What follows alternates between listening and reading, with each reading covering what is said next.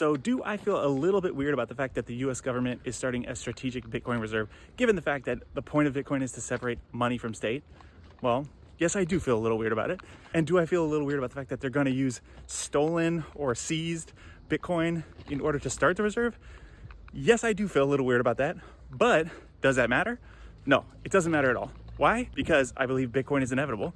And if that's true, this was always going to happen regardless. If Bitcoin is the hardest money, the best way to store value into the future, then it was always inevitable that corporations were going to adopt Bitcoin, institutions were going to adopt Bitcoin, governments were going to adopt Bitcoin. Bitcoin is for enemies. You can't stop your enemies from using it.